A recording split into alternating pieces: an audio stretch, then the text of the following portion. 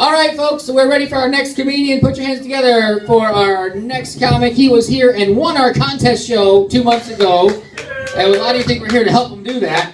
So here comes Tom Wrobel, everybody. Tom!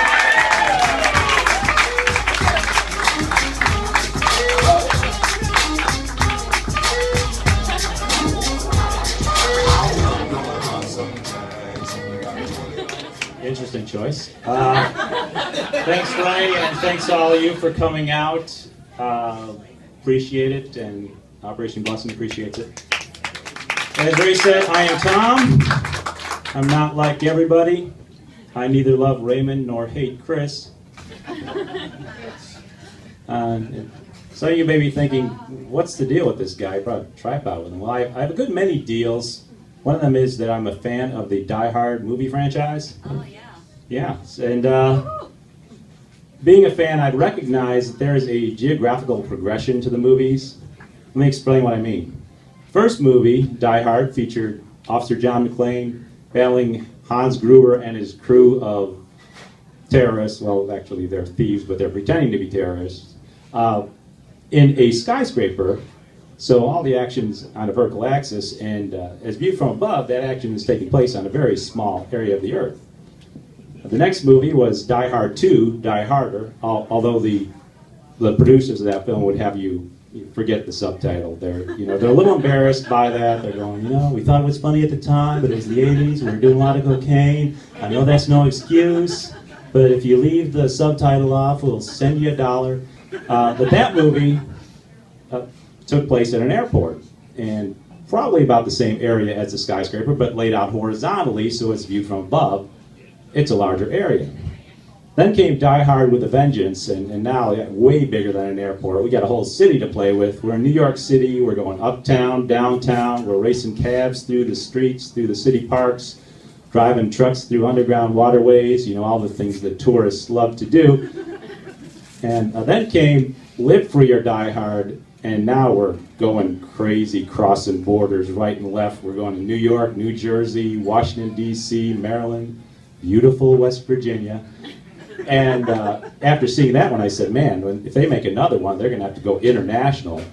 And so they did. In A Good Day to Die Hard, Officer John McClane goes to Russia, and he and his son, Die Hard Jr., are battling their adversary in the streets of Russia and blowing crap up right and left. And the makers of this movie would have you believe that there's no military or police force in Russia that's going to come and put an end to this nonsense.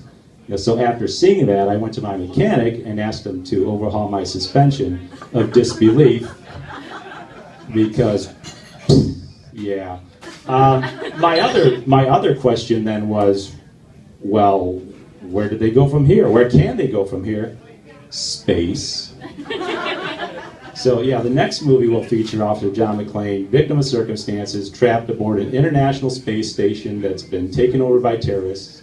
Well, actually they're thieves, but they're pretending to be terrorists for some reason. So keep your eyes peeled, summer of 2016 for Die Hard in the vacuum.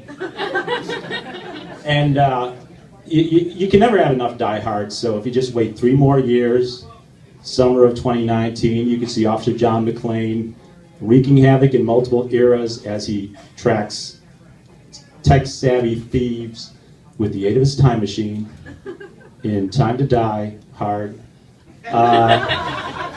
Yeah, even though you'll come out of the theater saying, man, that movie had everything. It had dinosaurs, Abraham Lincoln, pirates, that cameo appearance by RoboCop. You're unfortunately going to have to wait 18 years for the next movie, because apparently that's when Bruce Willis is really going to need the money for some reason. So yeah, they're going to take it back down to the roots of Die Hard, and Officer John McClane, decrepit Officer John McClane, will face off against the teenage clone of Hans Gruber in Die Hard of Natural Causes. So mark your calendars for summer of 2037. You don't want to miss that. Hadn't heard the phrase Lego my ego in quite some time, but recently I saw a new commercial for Eggo waffles featuring that catchphrase. it made me sad, really, for a couple of reasons. For one, it pitted father against son over a stupid toaster waffle. And second, it featured a family of 4, and they only had a 1-slice toaster. And I think this whole situation could have been avoided if they had a 2-slice toaster. I don't even know where you go to get a 1-slice toaster. And I don't know how you sell that idea to the kids. This isn't a restaurant, you know. Only people like the Kennedys have a 2-slice toaster. But I grew up in a family of 4, and even though we did have a 2-slice toaster, if we had a 1-slicer, we still wouldn't have had a waffle standoff like that, because we knew the law, which states that if you put that thing in the toaster, when it pops up, it's yours. There is no argument over ownership. That's like the second rule of toasting, right? Right after, don't stick that fork in there. And a couple weeks after I saw that commercial, I saw another commercial for Eggo waffles, and this one pitted mother against daughter, sort of. Because the daughter is not there, the mother takes a selfie of herself grabbing the waffle out of the toaster and sends it to her daughter. And this raised some issues for me, because really, if your hobbies include taunting your children by sending them pictures of things, pictures of you with things that they love, and you're just a horrible mother. Made me wonder what other kind of pictures she's sending. Hi, Megan, look, here I am making out with your boyfriend, Jason. I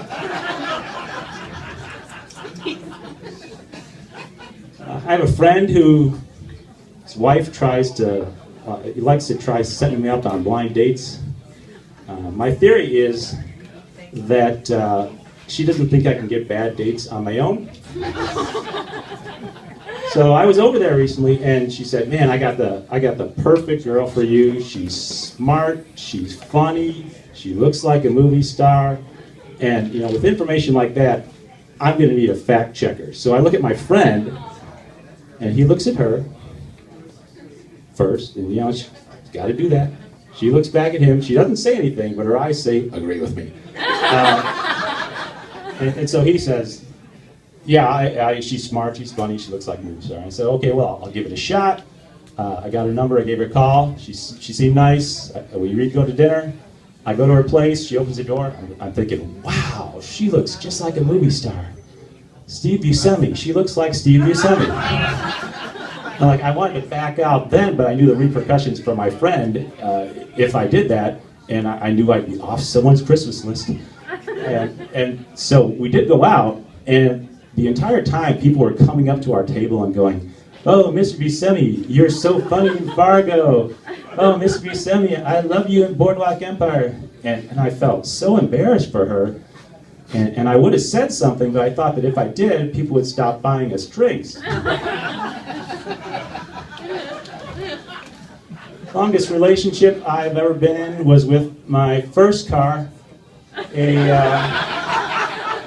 1984 Pontiac Sunbird, medium blue metallic. At least that's what it was when I bought it. When I sold it 17 and a half years later for a cool $400. It was medium blue metallic with custom red-brown door venting. The next car I owned was an old Achieva that I got used from the wife of a friend of mine. And Achieva, of course, is a Latin word meaning many design flaws. And I've only owned 3 cars in my life, and every time I get a new car, I'm looking for that one feature that I didn't have in the current vehicle. And so for the Achieva, that was the intermittent wipers. Because you never really know when you're going to need to have your intermittent wiped. And I currently drive a 2007 Pontiac Vibe. Jealous? Yeah. When I'm in my Vibe, I am one with the road. And what I mean by that is I can feel every bump. When I was a kid, it seemed like the cars were named after things. They were noun cars. Now there are a lot of verb cars out there, I've noticed. For example, Ford has focus, flex, escape.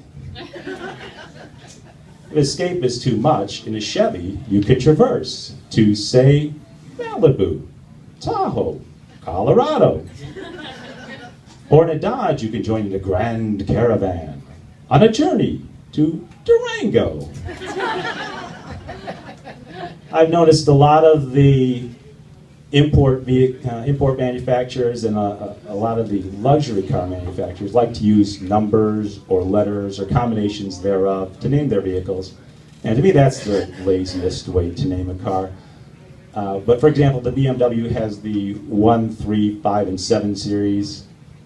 And Lexus has the GS, GX, IS, IX, LS, CT, CSX, CSI, NCIS, SVU, WPF.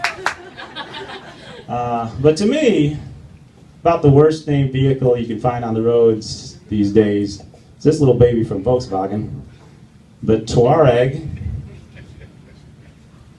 Yeah, Volkswagen people will tell you that the Touareg is a word, it's the name of a Berber people of North Africa. And how a German manufacturer settled on the name of a Berber people of North Africa for its vehicle is beyond me. I can only imagine that the big shots were together in a conference room somewhere, and a marketing guy came rushing in and said, in the crossover vehicle market segment, interest in Berbers is through the roof. Yeah, so we got this. And I was behind one of these at a stoplight recently. And I thought to myself, you know, I've done enough word jumbles in my life to be able to recognize one when I see it. So I started working on it right then. And I said, well, okay, it is a German auto, but that's a little on the nose. Also, there's something non-kosher about having an abbreviation in a jumble response. Also, I'd like to be able to use all 7 letters if I can in one word. So I said, well, how about tourage or tourage, if you care to pronounce it that way. It's a better name, more descriptive of what the car is and does. But then I thought, oh wait, there's a powerful South Korean auto manufacturer named Kia that makes a model called the Sportage, or Sportage if you care to pronounce it that way. And they might take offense at your kind of ripping off their name, and you don't want to argue with the Kia people. But then I saw it, I said, all 7 letters in one word, says exactly what it is. The Volkswagen Outrage. I would drive that. That's my set. Thanks very much on time.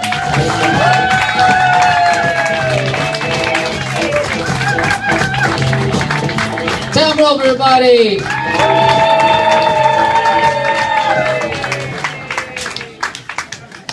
Give him one more hand for that awesome German accent he was able to do.